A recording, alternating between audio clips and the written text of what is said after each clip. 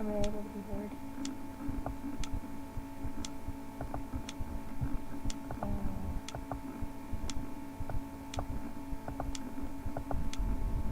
Oops. No. Oh, this back to the move right here. Apple's computer for that.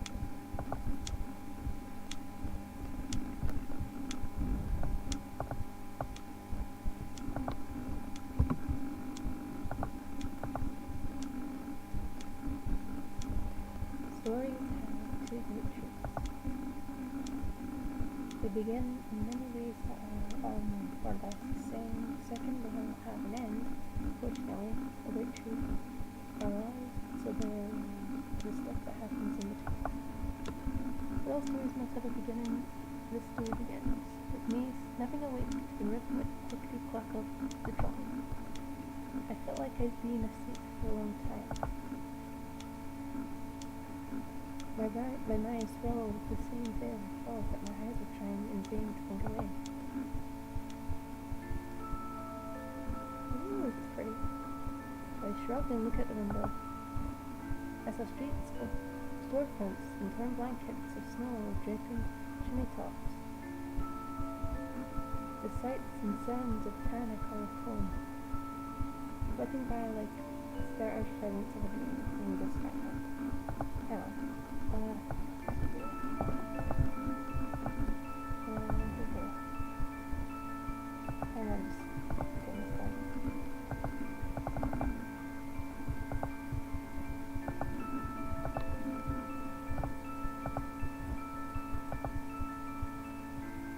I'm just getting my food on.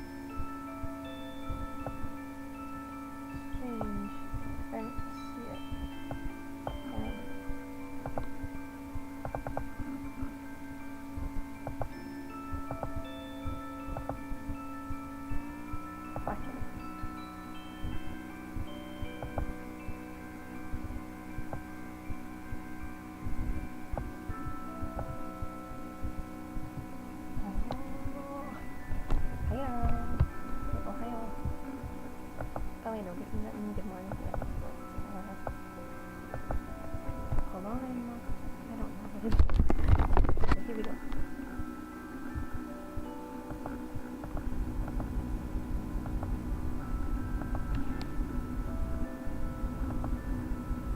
No, scattered toys cast aside by some less intractable hand. That was Malika. And who, I wonder idly, stopped to pick them up, put them back in their places? A fishing reverie for a town so small, so white and crusty, that it might as well have been a movie set. There was a church of history at the very centre of town. Its steeple jutted high up toward long heavy clouds laden with snow, and that steeple was a clock whose hands were stopped at 3 o'clock, stopped in frozen time. That was the air as time gave off, framed by the stillness hands of only prominent clocks within any city limits, and within city limits. It seemed to me that actually it was not the clock, but the town itself that was out of order. It made things a lot easier to accept, if you thought about them that way.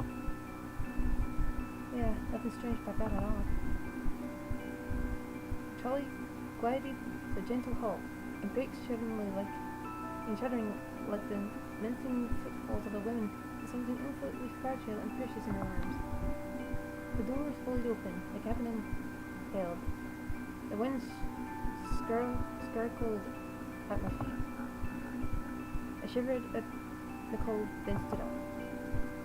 A grey coat was draped on the seat next to me. I reached for it and put it on in one smooth motion. That's back to oh wow. Dude, is this Mustang? Looks like Mustang.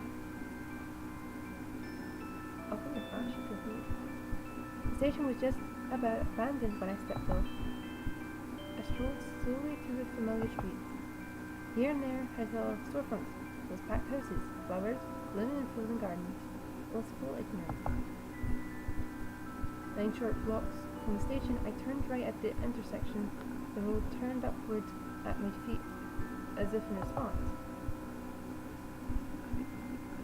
We formed atop the hill. A careworn edifice of wind-blasted stone and pocket mortar glared down at me. So that was where I was headed, probably. With my every step, the buildings grew sparser and sparser, as if they were afraid of my destination's long shadow. Soon enough, even the cobblestones had lost their courage and fled, leaving me to face a grove of trees by myself. No more paved roads from this point on then. I couldn't feel the soft wool cling to my shoes with every footfall. I stopped at a stone wall with an iron gate. Both it and the building had seen better days. But when the freezing wind whipped through the fallen brick and rust mouth, the entire place could be heard to scream. The gate shuddered when the air tore at its broken hinges, soon it would fall onto earth in dreamless slumber, when, now, just a matter of time. It was starting to snow. I had just pushed my way past the complaining scrap of iron when snow started whispering from the ashen sky. There was someone standing at the doorway, a young girl, if my eyes did not deceive me.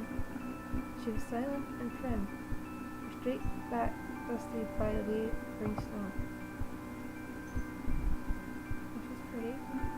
She turned to face me as if I drew near.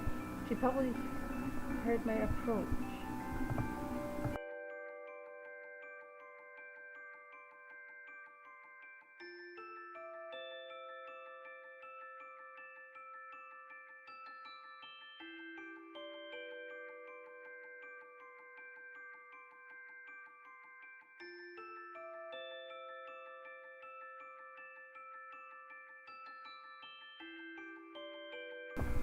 Okay. She turned to face me as if I drew near. She probably heard my approach. I got my first good glimpse at her wan face, past the gauzy white veil of cold that fell from the sky. I sighed and moved away. I fished my hands out of my pockets. Hello there. The girl just blinked slow in surprise. You are welcome here. No one will hurt you. Just go and dry your tears. But she did no such thing. She just kept staring at me, half a tear carving harsh past down her soft pale face. My name is Blackerus. I'll make sure you get settled in, so be at ease. Oh, you should wish to call me... Oh, and should you wish to call me by some other name, go right ahead and do so, I won't mind. To my honoured guest, if I may ask, what's your name? This was all strictly by the book. Well, it was until I asked her name. She shut her eyes tight and began to wipe her face. Please, her emotions were clumsy and halting. A brave gesture, although it did not at all stop the flow of tears from her eyes.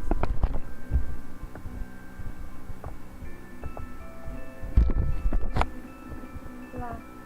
Huh? My name is La. The voice was high and warm, even as it quavered and cold and shock. I see. Very well. Right this way, please. It's too cold to be standing around outside after all. Okay. She nodded, and then she did the most astonishing thing. She came close. So on tiptoe with such small hands began brushing snow off my shoulders. Wait, Anna. Such a good girl. She left me with no choice but to do well for her sake. We walked into the old building side by side. And that is how our story really begins.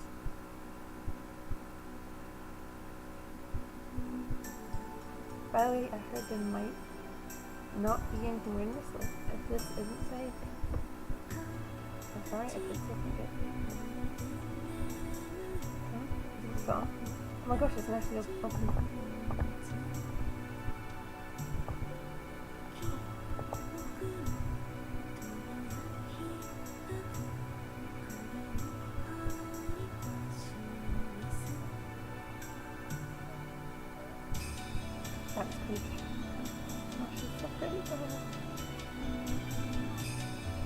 Like I get glimpses of ghosts or yeah.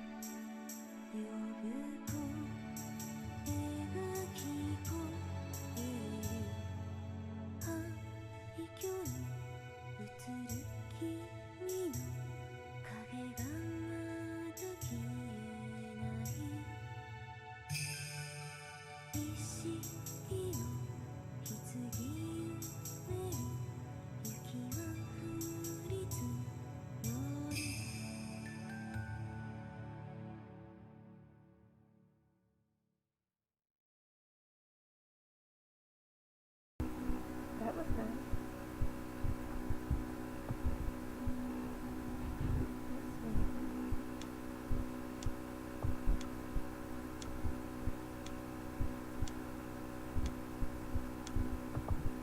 Oh. The world shall groan with tears untold. Tomorrow's wings shall ne'er unfold. You know how to say that the song of an age is supposed to embody the spirit of its inhabitants? Well, such were the songs of our age. And for good reason. You'd seen no end to earthly tragedy. Even suicide, even people in prime of their youth, were offering themselves in despair. Suicide had become by far the leading cause of all ages worldwide. As the phenomenon swept the globe, people began to call it by a name. The medical committee scoffed at first, hemmed and hawed, complained about clinical depression, and diagnosis criteria for something useless called the DSM-B, and then finally gave in. That was years ago.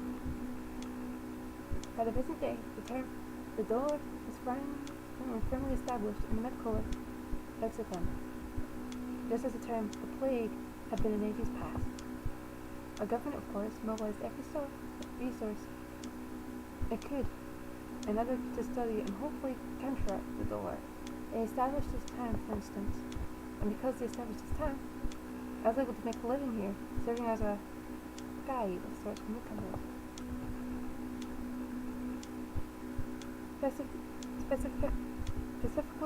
Specifically, I made sure they got settled in, and as I did so, I helped them forget, one by one, the horrors their eyes had seen.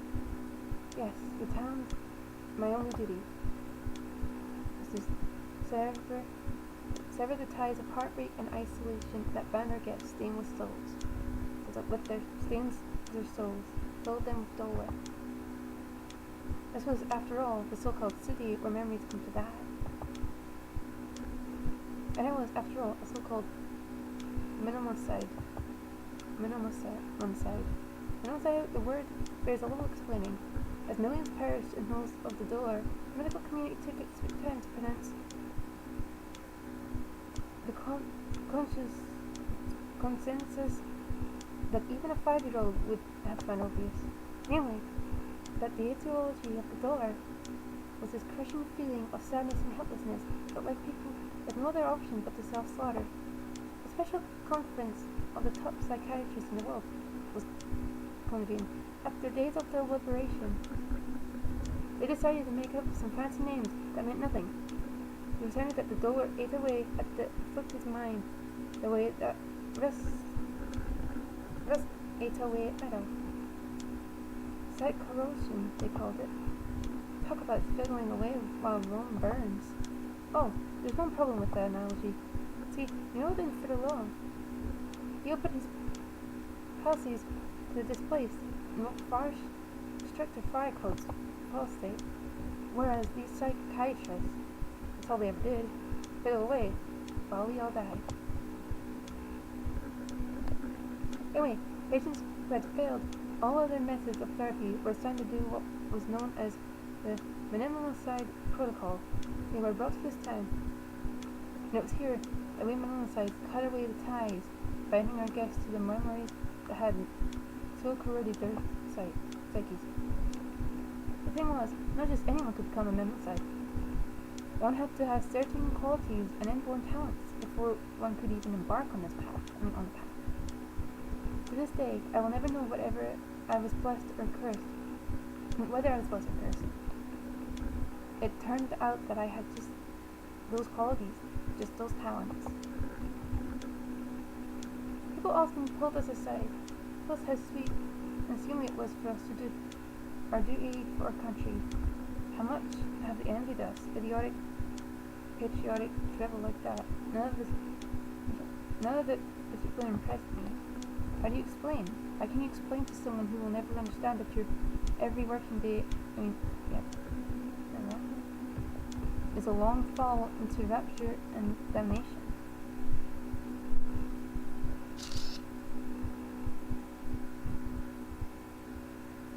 Of a town where it snows and the story begins. Oh, chapter 1. There's chapter.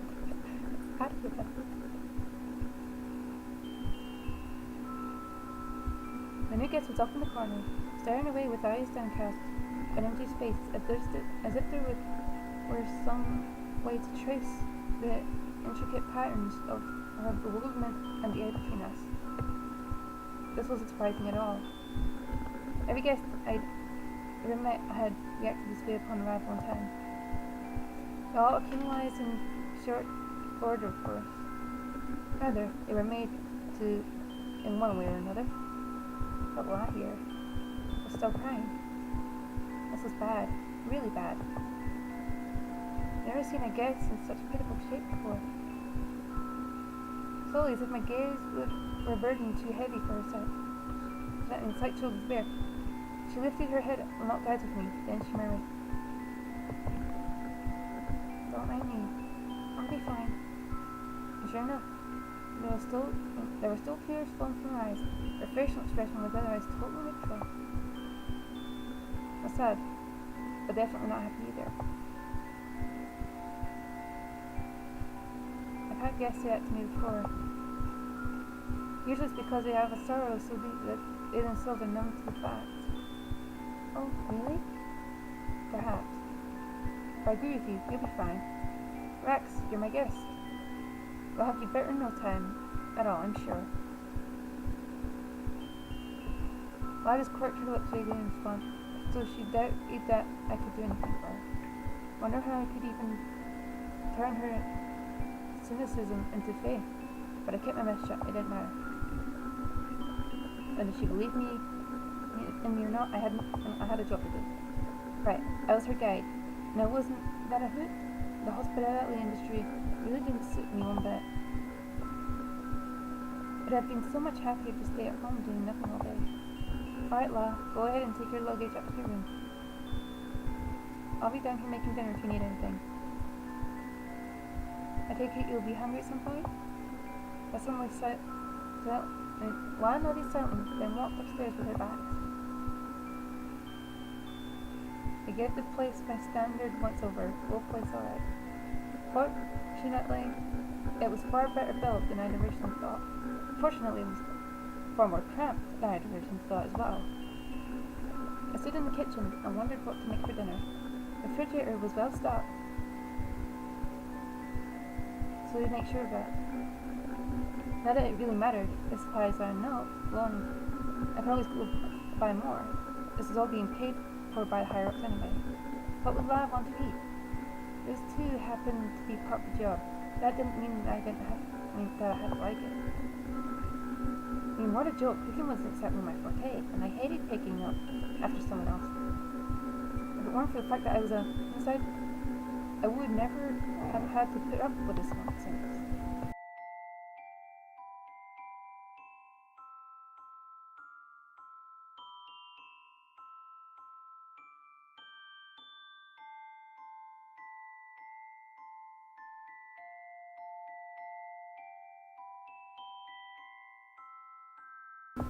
Well, stool's a pretty safe choice, right?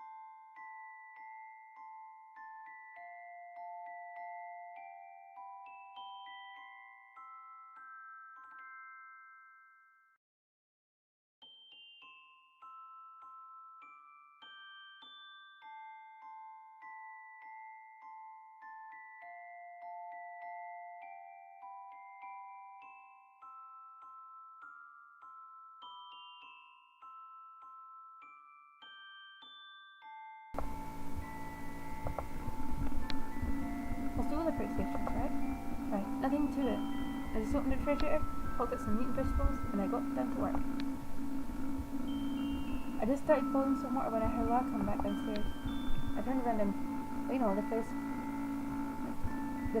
a normal person makes when confronted with that awful tangle of noise, distorted animal and trills called Christian death metal. That was exact expression she had plastered on her face. Something the matter?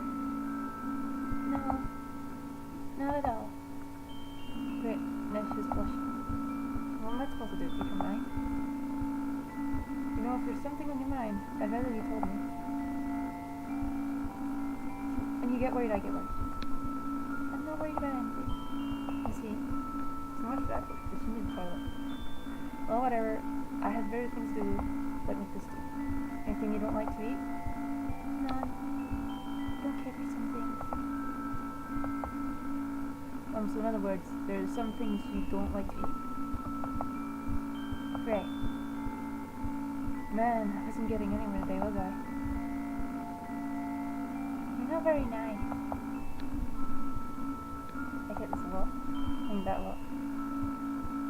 So what don't you eat? Carrots. Carrots, eh?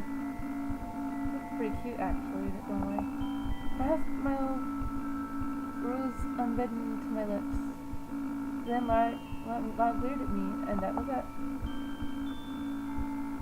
Okay, fine, no carrots then. Anything else? No. Need anything? Thank you, but I got things under control. Just have a seat, relax, and I'll have dinner ready soon. Couldn't very well have my guest cook after all. Lara shot me a disappointed look, but then shrugged and walked out the kitchen. Okay, all I had to do now was let the stew simmer on its own for a while, so I poked my head out of the kitchen to check up on her my guest was doing. Why not? She was just sitting on a chair, so motionless that she might have been mistaken for a wax doll. Her hands were clasped neatly in her lap, and her eyes were sharp and focused straight ahead. She been like this the entire time. Didn't I get really tired after? Oh, glad? There's no need to be so tense. Come, listen up. You're my bus now. So the psychic coercion disappeared, that was. I can't really say when that would happen though. Could be a week from the day, could be 3 months from the day. And it's not. Exceptional cases even took years. Not tense. It's just. I wish you could finish her sentence. Her belly made an unhappy empty sound. This explained anything and everything, kind of. I take it you're hungry. Lad just blushed and glared at me, then seeing how hard I was trying to contain myself. But the thing was, no matter what my instincts told me, I couldn't just laugh. There were tears in her eyes again. Whether that was due to dolor, embarrassment, or triggering was immaterial. I wasn't about to make a girl cry. Wait just a bit longer, okay? I felt a delicious stew coming right up. That time Lamb was already staring pointedly out the window ignoring me. She isn't ignoring me. Probably. It was a simple meal. Stew, bread, salad. But Lamb was just wolfing it down as if it were the most delicious meal she'd ever had. It helped to wonder though. It finished, yes, get to feel this warm, fuzzy feeling deep down inside all the time. I stopped eating altogether and focused on that. Maybe it was a trick of the light, but I could have sworn that she almost looked happy. First time I've seen her that way in all the short time I've known her. Stop staring. It's hard to eat that way. Oh, sorry about that. Am I weird? Huh? Am I weird? Why do you keep staring at me? Oh, no, you're not strange. I was kind of spaced out, that's all. Bad habit of mine. You certainly do eat a lot, that's all. Oops. I had to tell the girl she ate a lot. How was I going to get out of this one? Nothing wrong with that at all. In fact, it keeps me happy to see you eat. You felt real. I'm right, real smooth. The lad just nodded warmly and smiled. I felt a rush of relief and suspicion all at once. As bad enough at social interactions as it was, the girls were headaches of a totally different magnitude. And this one, yeah.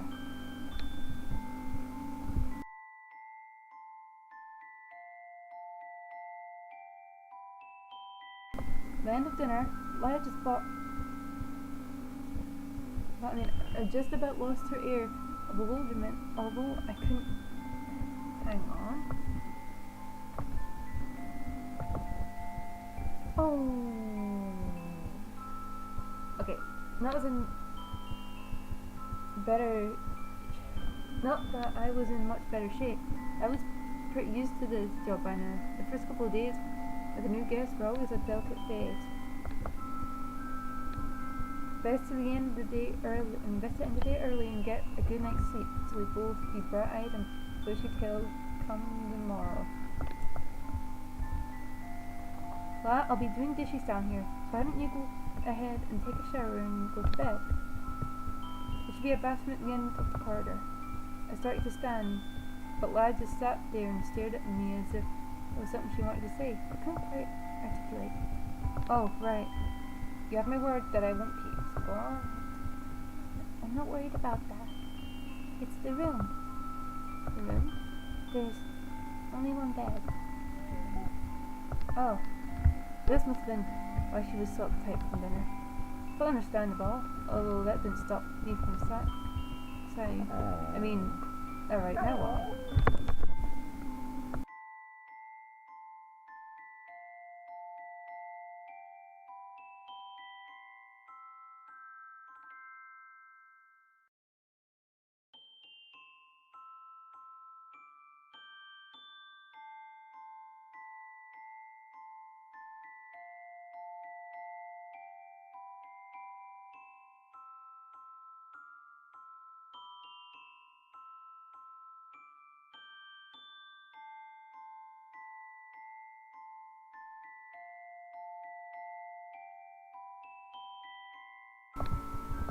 Come to think of it, I'd never been assigned a female guest before. They always made sure you got someone of the same sex, well, at least up till now. What a headache. I continued to stare at me, but there was something helpless looking in her eyes now.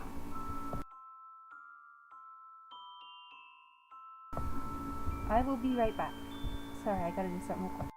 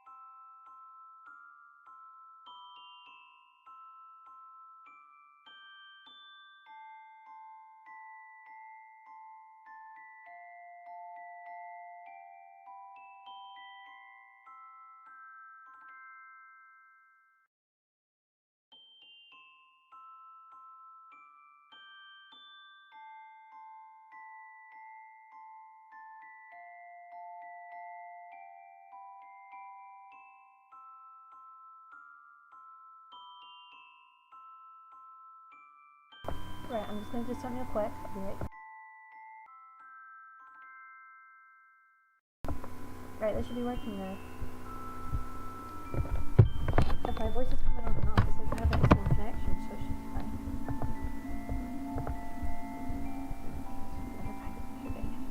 I continue staring at me, but there was something helpless lurking in her eyebrow. Eyes now. It wouldn't be so hard to make that strong sigh. Or if I was crumbled into dust now if I wanted to. Well, I kinda wanted to. You know, as a joke. Or something. I was like, yeah. What? Gently flushed red as a beat. Lips fluttered open and shut. Open and shut. Like the lips of a goldfish out of water.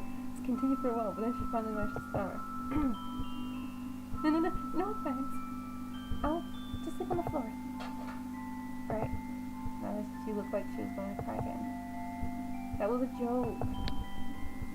There's a sofa in the living room, so I'll just sleep there. You go ahead and take the bed. After all, it wasn't bad to make her sleep on the floor. Something looked nice and comfy. And it wasn't as if I particularly cared. I said before this comfortable place he's done that before of taking this job. You're taller than I am. You'll cramp. I'll take the sofa. Oh great, she really was a good girl. And a super stubborn one to boot. So what was I supposed to do with her? First of all, it's not bad for me. Second of all, even if it were, I wouldn't care. There's no need for you to worry about it. But what, we don't have to sit together after all? I have no objections if that's what you want. She closed her eyes a bit again. Nothing to it. All I had to do was place it. She'd have to yield. At least that's what I thought, so she saw it quietly. Noted that is. What a reverence. I don't laugh. You don't just say okay to something like this. What are you gonna do if I try something? What are you gonna do? Blah, blah, blah? No, that's not the point. What if someone saw us, got the wrong idea or something? Imagine the rumors. Oh. I sound like some kind of freaky old man now. This is what I've been reduced to. So wonderful. This wonderful. What the hell was wrong with me today? You won't do anything to hurt me. I trust you. What? Anyway, look. You have to be my guest. Just take the bed and I'll take the sofa. That's the rule. And so as long as we're here, we can't break it. I didn't want you to play this card. I was supposed to get her guide, not her overseer. I was supposed to be guide, not her overseer. I couldn't just order her around like this.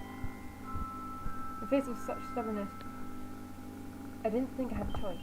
It looked to me as if she wanted to make an objection, but then she still nodded. She stood up without a word after that and began walking around the bathroom. Oh man, and I was all worn out. I almost finished washing the dishes when Lass suddenly reappeared in the kitchen.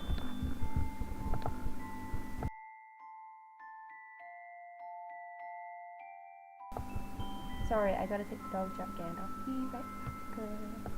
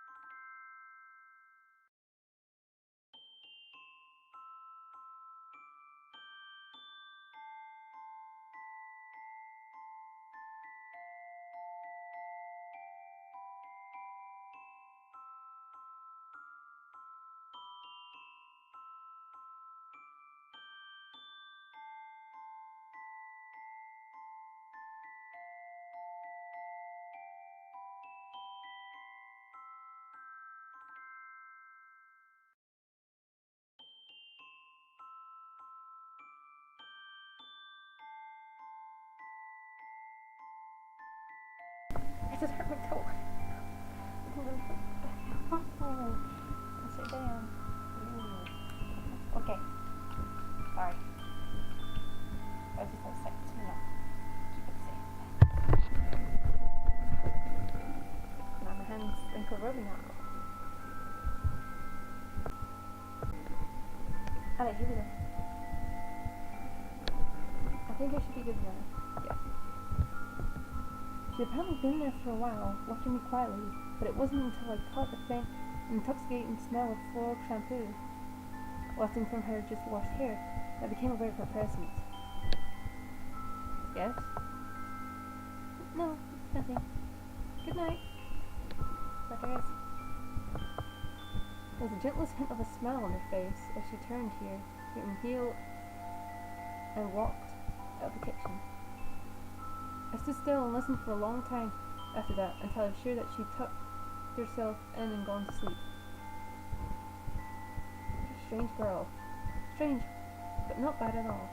Every time I thought of what a pain tomorrow was going to be, that bashful good night kept popping into my head. In the end, I couldn't help but smile.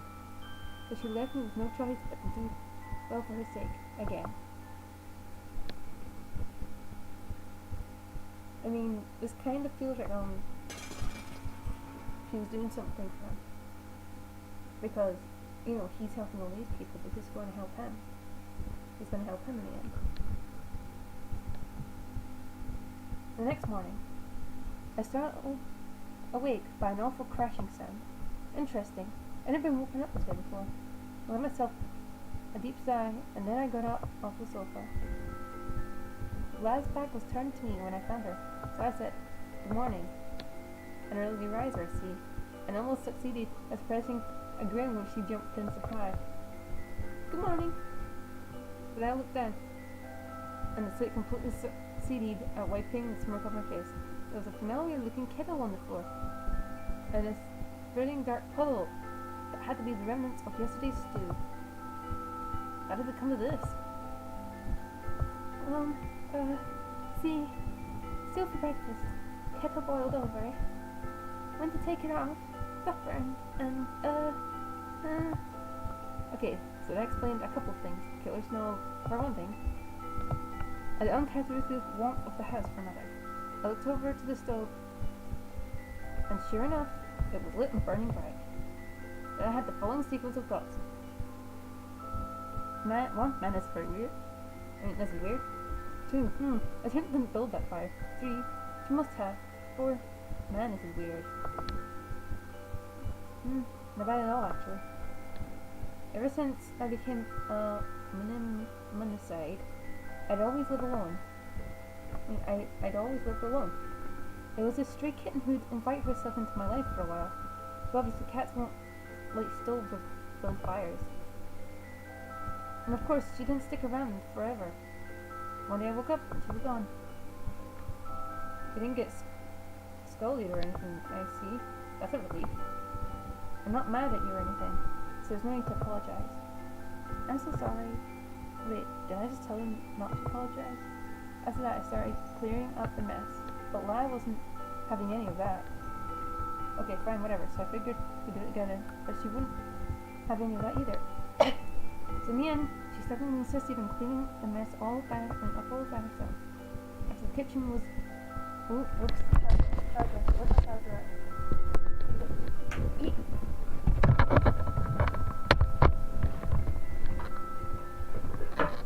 There we go. The kitchen was all spick and span. We broke fast the some part and pastries. Let's head out once we're finished eating. Any particular place you want to go? That is how the job worked. As her guide, I would show her around town. And as she grew more and more comfortable with her life, the more opportunities I would have as her Mama said, to erase the memories that had so corroded her psyche. But the thing was, I really didn't like doing any of this. Not that it mattered. Hell, it was my job. I didn't even have a choice in the matter. Oh, if it wasn't as bad as it quite the contrary. I was quite efficient both as a guide and a minimalist side. I had spent 2 years of rigorous training and both to thank for that.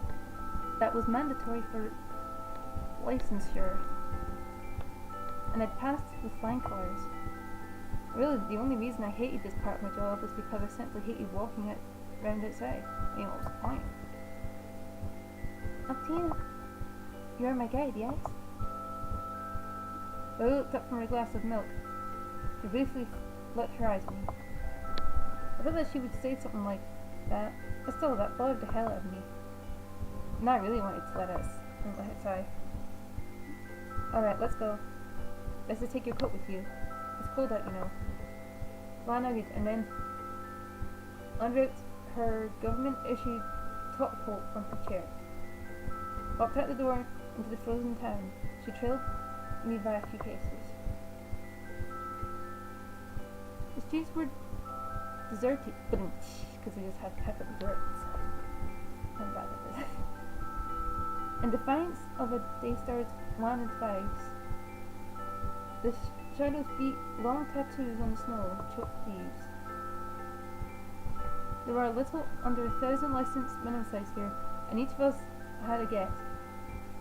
There were the governmental personnel. Oh yes, the people had special permission to set up businesses in town. Too few people, too many ghosts. That was the problem with this place. The dollar was a pandemic. The waitlist for monoxide protocol ran into the hundreds of pages. There just weren't enough of us to go round. Aww. Too cool. I love her character. Well, not love it. Like, I was gazing about at the storefronts and houses. What was it that she saw? All I could see was just an awkward clot of brick and ice in the ring, congealing out of slushy asphalt. As I continued to walk along, she stopped to look at something, and I started, then stopped to stare at something else entirely. I started again, and so on. Actually, quite a gap arose between us. I thought for a second about waiting and matching pace with her. Oh, what did I just do?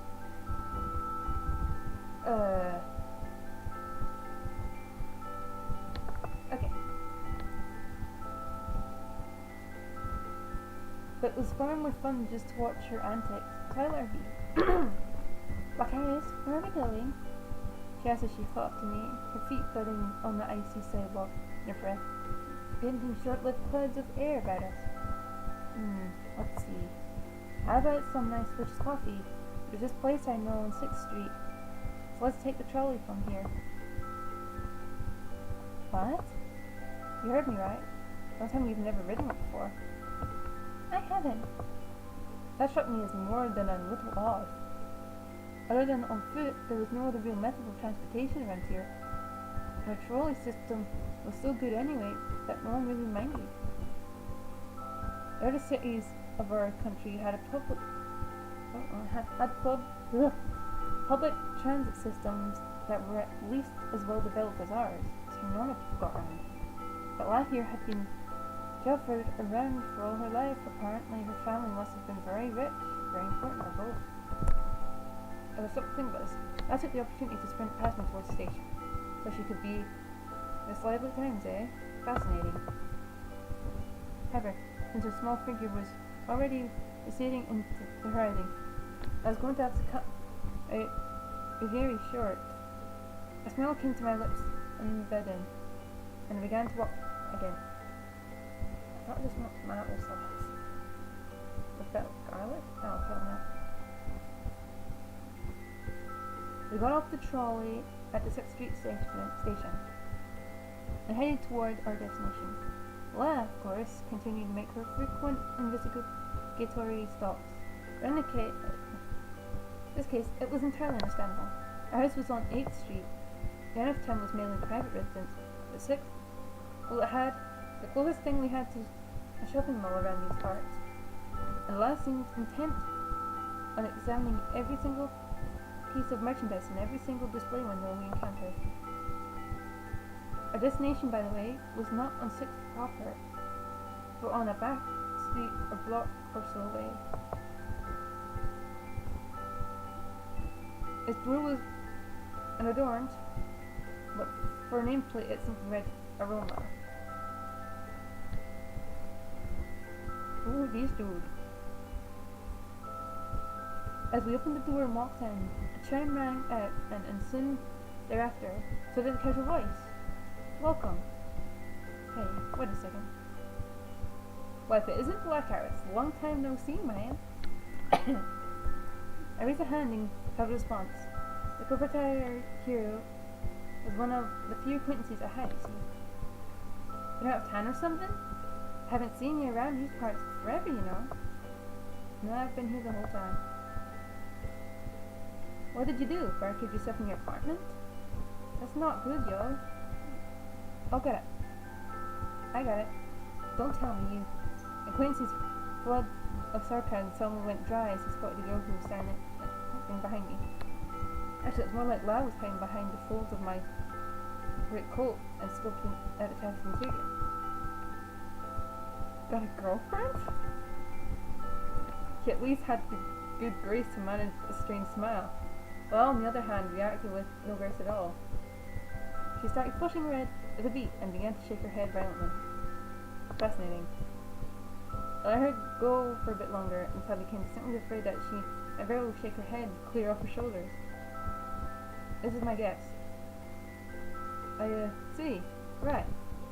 No way a cute little thing like this would shack up with an oddball like you, right? What was I thinking there? This was insulting, but also happened to be true, so I couldn't really say anything. I had La sit down in the corner, and then took a seat next to her. Welcome. My name's Rook, and the honor's all mine. Don't you be forgetting me now, okay, little lady? He even managed a sly wink at La at the last sentence. Smooth, man. Real smooth. Too smooth for me to want to imitate, as a matter of fact, if you know what I mean. La must have been as dumbstruck as I was, and she took a very long time to answer. La. Charmed, I think. She then bowed politely, too politely almost. A look of surprise flashed across Rook's face, and then he burst out laughing. Oh man, we got a bona fide cutie here. Hey little lad, how old are you? Rook asked as he leaned over the counter and grinned. I said inwardly, see, this was just like him. He was like a dog with a bone whenever something interested him. A polar opposite, in other words. Well, of course, was scrubbing uncomfortably in her seat. But now, obviously, this attention was unwanted. I said it outwardly this time around, and turned to face Rook. You know what's good for you, you'll stop harassing my guests, please. I'm not harassing you at all, man. I'm just really interested in her, that's all. What's wrong with getting to know her a bit? And personal, huh? Oh, she's looking angry. Fine, have it your way. But stop glaring at me like that, man. Rook shrugged vaguely, as if to say, you're damn scary when you glare. Well, meanwhile, was sighing in relief now that her interrogation was over. Give me a moment. Okay, I think I'm better. Did you come for lunch?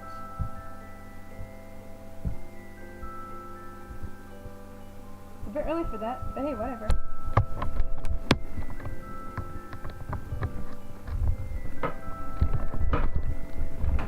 What is going on with my short term? Oh, the plug in the phone. Oh, this is good. This is moving well.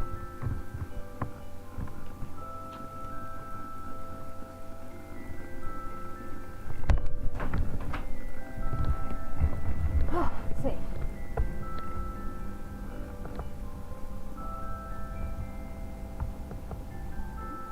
So what will it be? Up to you. Hey, Lana, anything particular you want to eat? No idea. That came as no surprise. There was no menus here at Cafe Aroma. We probably just made whatever he felt like anyway, whether it was what the customer had ordered or not. So I guess it was my mistake to even ask the question in the first place. Dude, so what kind of guide are you anyhow? Rick asked in surprise. I guess someone like him who's smothered his guests with all manner of unwanted attention would find me odd. Hey, little laugh. Want to be my guest from now on? I saw you have lots of fun. Sorry, no. Rick smiled wryly as if to say, "Aw, that's too bad," but got busy behind the counter. Much to my surprise, lost Mel back, so obviously she was starting to warm up then. Still my guess though, just what was Dexter thinking anyway? Luke wondered aloud as he began washing some vegetables. This Dexter, by the way, was the supervisor to whom several homicides, including Luke and me, reported. Every single one of my assignments came from Dexter himself. Well, for instance, isn't it an official policy not to allow male female pairings? That's changed, and when am I gonna be up for once? Most likely never. You, the girl, to for her life. Heh, you're probably right.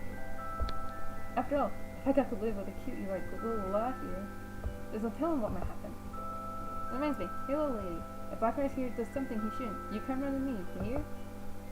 At the frying pan and into the fire indeed. By this time, Rick was slicing up some fillets of fish without having to even look down at what he was doing. Now I wasn't so bad at cooking myself, but this guy really was a pro. Unlike most other top-flight chefs, he was a real eccentric. Case in point, he'd rather give up his minimum-size status in his cafe here. Oh, he didn't have enough customers for this place to be viable. He'd probably be wildly successful if he even opened a restaurant somewhere other than this Dr. Second Town. Just kidding. But he couldn't do that, and he had no inclination to either. Here you go. He put our gargantuan fish and vegetable burgers grilled to perfection before each of us. Laz looked almost as big as her head, but she bravely grabbed it with two hands and started digging in nonetheless. And she dug in with total gusto. The look of delight on her face was just fascinating. And she'd get mad if I stared at her any longer, so I turned my attention to my own food. Rick watched us eating for a bit, and once he was satisfied that we were satisfied, he began grazing some coffee beans. By hand, I'd never seen him do it any other way. Soon the aroma of fresh ground coffee filled the air. It was so wonderful, in fact, that it made loud up from the burger. Coffee? Wait a second, the way she said that, as if this was the first time she'd ever encountered this stuff. Okay, the trolley thing I could explain away, but this? Producer and cursor. Nah, not coffee at all. This little lady is what we call espresso. Although Black Iris, well, he can't get that through his skull. I tried, I tell ya. Is that different from coffee? Totally. The way the beans rotate, how they're pressed, how much caffeine there is, how it tastes, all different. But a barbarian like Black Iris here would never understand that. Rick pulled the lever on his espresso machine as he grumbled. Then after a calculate pause, he pulled the lever again. No grumbles this time around. Two dimitises, each filled with this wonderful smelling dark liquid, materialized before us soon thereafter. Here you go. Sweets for sweet what? The caffeine mocha's got your name on it. The caffeine mocha's got your name on it. The usual cafe corretto for you, Baccaris. Impeccable timing as usual, since we both just finished our burgers. I picked up her dentist gingerly, as if it were the most delicate thing in the world, and breathed in the rising vapors. Smells good. Of course.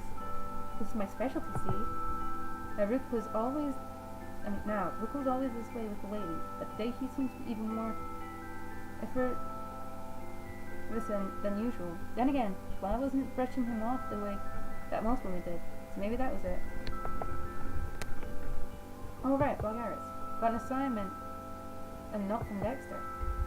Consultation requisition for high-level money side. Lucky you! You've been capped? Wait. I'm currently with a guest.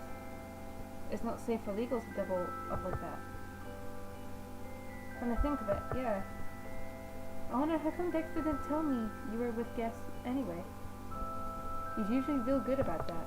Probably just the communications lockdown. That's the main breakdown. Anyway, William, my regrets. Will you? Rick froze, then shot me his half sheepish, half evil look. He and I had been colleagues for so long enough that I knew what this meant. He'd screw me over. No choice, man. I have to agree. Let's just say, this new client is well connected. While Rick himself was a competent enough on one side, his true talent in that area was he was a fence. He ran a black market brokerage that matched minimum size with prospective guests outside of official channels. It was all strictly hush-hush. None of us had said a thing about it to Dexter, and he hadn't asked. The clients were diverse, but they all had one thing in common. They were rich and powerful. I had no idea where Rick found the time to own and operate this fine and unprofitable restaurant, given everything else he did. I suppose that made him something of a workaholic. This case will be a cinch, I tell ya. You'll be done in 24 hours, I guarantee it. No idea one insisted on a class alpha minimum side, really. It was a rare pleasure to see him groveling and begging like this. Except it wasn't that rare. It was no pleasure at all this time around. He didn't care about this being a technical violation of the law, so long as the pay was good, and it was. But right now, that was my guess. She had priority. That was something I couldn't violate. So I was going to have to say no. But then, as if she could read my mind, Lara kindly said, "Don't mind, your call." But no worries, as you were. The speech was curt and to the point as usual, but there was something awfully ill at ease about the way she said that. Why did she dislike being pampered the way the rules dictated guests must be? If that was so, she really was an odd one. Most guests who came here were so starved for attention at first that they grew addicted to her care. Wait, if Lara really did dislike being waited on hand and foot, was that why she was assigned to be to a master who wasn't particularly good to his guests? That brought all sorts of possibilities that I didn't want to think about. Alright, fine. But you owe me one. Oh, don't bother calling me at my apartment, I'm not there. I'm currently at the house on top of the hill at 8th Street, so send your comment there. I'll make it to you somehow. Up to you somehow. 8th, eh? Isn't that kinda out in the boonies? Nice and peaceful, actually. So much drive. Half a mind to move there permanently. Oh, get off it, man. You're not old enough to retire yet. Anyway, thanks a bunch for this. I'll have to climb your location by the day after tomorrow. Roger that. But how old is the main character? I suppose she looks like she's like 14. Or at least 18. The two of us killed some time together after that. Lana and I would have stayed longer, but it became obvious that the clouds were preparing to burst with snow. We left in a hurry. Luckily, we found our way back to the place on 8th Street before the first flakes began pouring from the sky.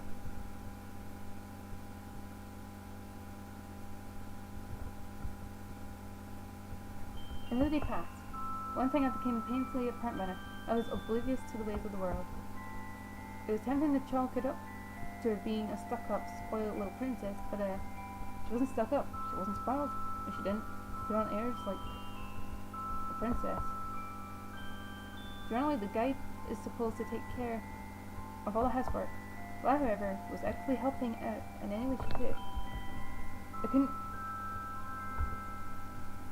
She couldn't keep her hands to herself if she tried. And she wasn't trying anyhow.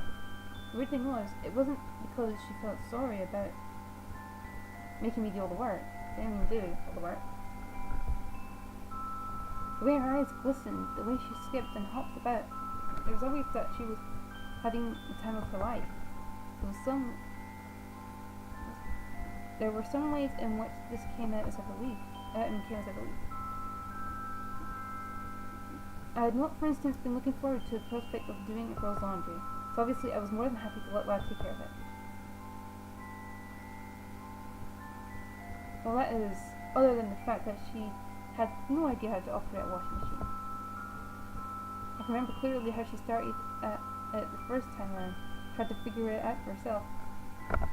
When I told her which buttons to press, her eyes lit up, and off she went. Trial, error, trial again, success. Such were the patterns of that day. And that was around time for this other guest to arrive. I hadn't been able to take Lara anywhere yesterday, just in case Root might need to get a hold of me. I'll probably be stuck here today too. After all, if I really only had one day with this guest, planning on obliterating his psychic corrosion was going to be a priority number one. I'd expected that Lara would be bored of her mind. Out of her mind. But she never had a word of displeasure from me. For me. In fact, she seemed to be enjoying herself, judging from the spring in her step and the twinkle in her eye. Every so often, though, she would come to me with loneliness and loss written all over her face, and she would stay by my side in silence for hours. If it were not for these times, it would have been almost impossible to believe that she was afflicted with the dolor at all. I heard sometimes knocking on our door as I watched. I heard someone knocking on our door as I watched cleaning. I was cleaning up after that.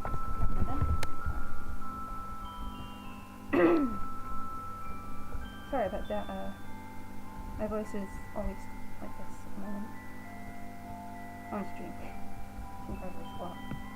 I immediately abandoned my dishwashing and rushed to answer. But by the time I rounded the corner before you, he'd already started knocking again. When I opened the door, I was surprised to be greeted by a face that was much lower to the ground than I had expected.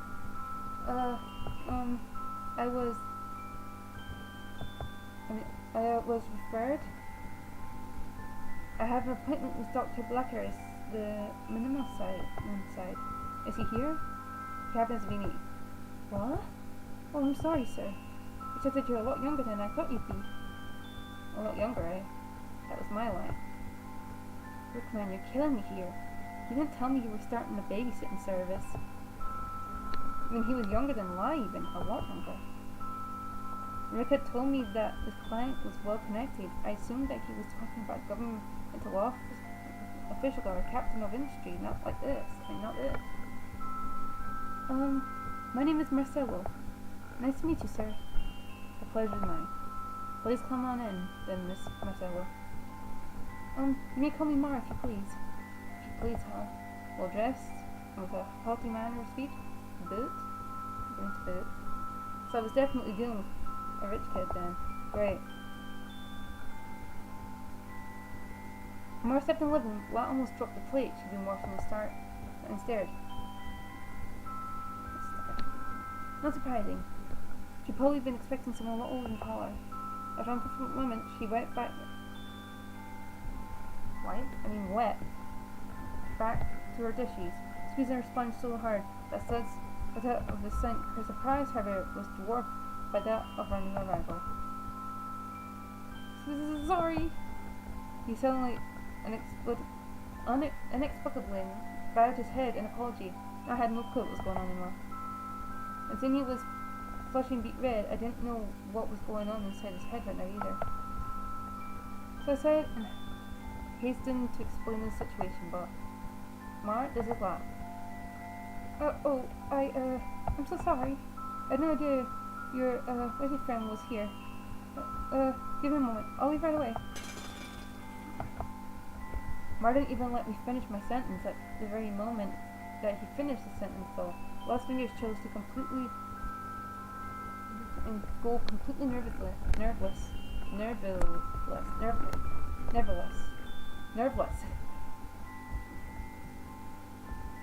The unfortunate thing that she kind of had a plate in them at the time.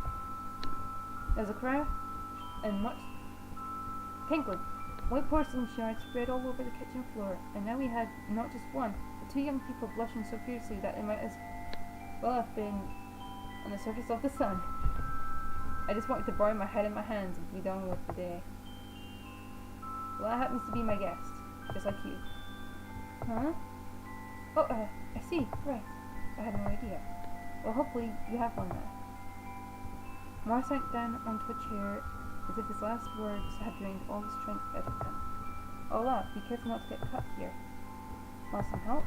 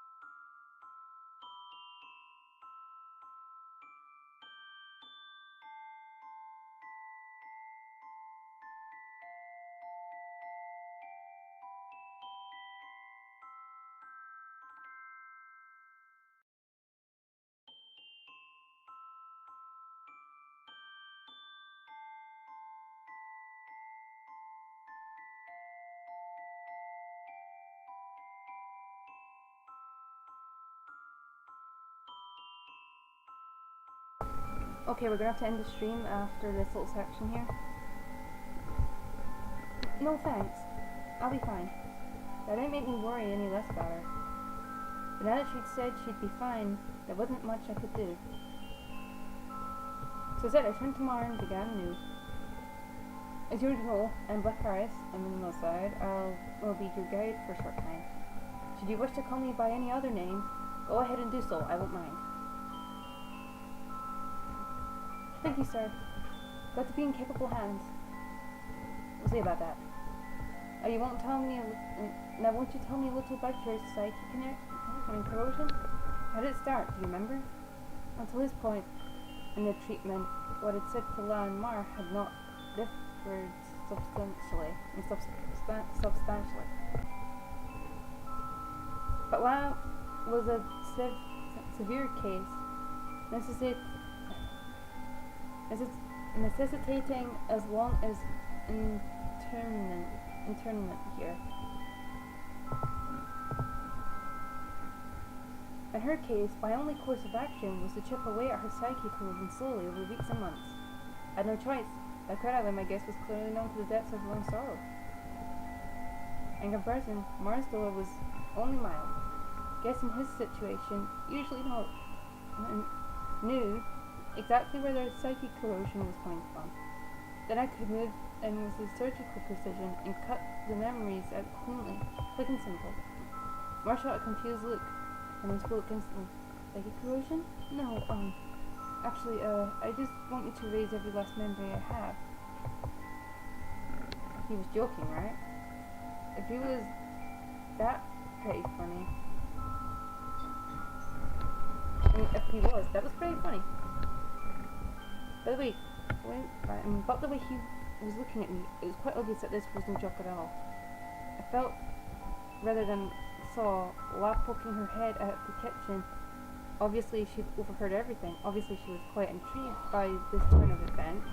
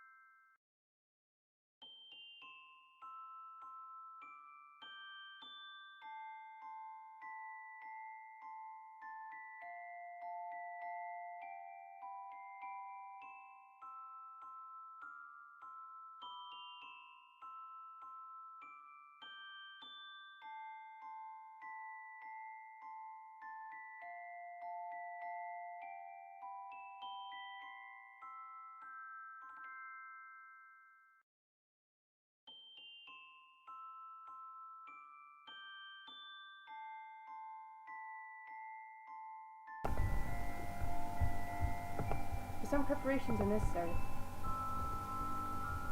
I think I'll be ready by nightfall. Can you wait that long? Oh, of course. I will wait. Alright. Then feel free to do whatever you like until then. If there's anything you need, just holler. I'll be round. Yes, sir. Left Mark where he was and headed into the kitchen. I looked a little concerned. Totally raise you? Impossible, right? Who knows? And who knows? I've never tried it before, but I think it can be done, probably. Probably? Nice of you. Women on size do have some interesting capabilities, you know. Were you afraid? I looked down at the floor for a moment. When she snapped her head up again, she was something akin to anger in her eyes. No way! She turned heel and stormed out of the kitchen. My, so I made her mad, huh? For a long time after that, the three of us quietly waited around for the passage of time. As I sat on the stool in the kitchen and watched the line more, I was reading a book. Mara was sitting a little apart from Will, impatiently waiting for nightfall. This odd arrangement didn't go on for long. Soon enough, Mara turned to Lan and hesitantly broke the silence. If I'm away in quiet, what book are you reading there? Psyche's Gatekeeper by Anna. Pardon me? I couldn't help but surprised to smell at this. Such a hot individual, and I certainly had no idea what he was. I wasn't talking about. And again, it was surprising that Lab would even know of, let alone read this particular book. Psyche's Gatekeeper, a book written by Anna. Oh, right. Of course. And pray tell, what kind of book is... Oh, give me 1,000 apologies. I had no mention of being a bother to you. Lad just smiled at this. No problem. Happy you asked. Shall I go on? And Mark blushed fiercely in response. Not that I could really blame him. That was really cute when she smiled. Of course. Please, by all means. What an irony, I thought. Martin's blunt. His effect is reported in virtually every case of the door, and yet my two guests here don't seem to have a problem at all. A treatise on memoicide, the protocol of a systematic erasure of memories. The writer is memoicide himself, Isa. This only person, really? Really? Dr. Eiley, Class Omega, almost said, what's what seems?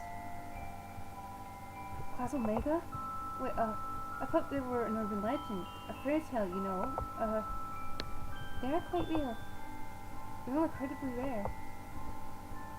1 in 1,000 or less. Actually, the proportion was even lower than that.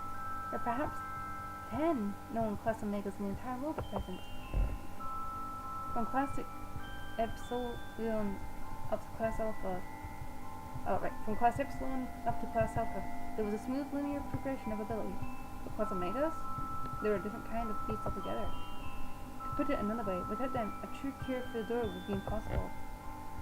Even an alpha like me could not permanently erase the memories of my guests. It could make them go away for a short time. Sometimes that was a long time, but never forever. I held those moments at gunpoint for as long as I was able, but a Class Omega could and would pull the trigger. All guess left this time with holes in their heads. Whether this was accomplished through the tendency, mercy, or self-slaughter, or the cool anointing of a Class Omega's touch, was it not all the same? Happy memories, sad memories, all guarded by Psyche's Gatekeeper. A steadfast wording won't let you in, even if you want to forget, especially if you want to forget. On the sides are thieves, the trick Psyche's Gatekeeper. Gatekeeper. Emulation, that's what they call it. And once the gate is open, a moonside could walk right in and take whatever he wanted. Come to think of it, that did sound an awful lot like a thief, didn't it? Fortunately, I didn't have to think much about such philosophical implications. I was just here to do my job. Challenges have no power. They grow stronger with age, more complex. Stronger gates demand greater power. Why? Simple. It takes a crazy son of a gun to emulate the complexities as well as fortified gates. All fortified gates. And in English, that means the more powerful than on the side, the more bizarre he tends to be. And I feel like black race here will almost always be a real pain in the neck. Black race. Or so it is written. Annoying as it was all true. Even I know what a hopeless eccentric I was. Oh, I think I understand now. Thank you for enlightening me. Salute your intelligence, Miss Laugh. Flattering, but no. Had to reread it a lot. Still don't get most of it. Actually, her summary was more or less correct, and perhaps she'd have been able to explain it all in her own words. She knew what she was talking about. Obviously, she read into it quite deep.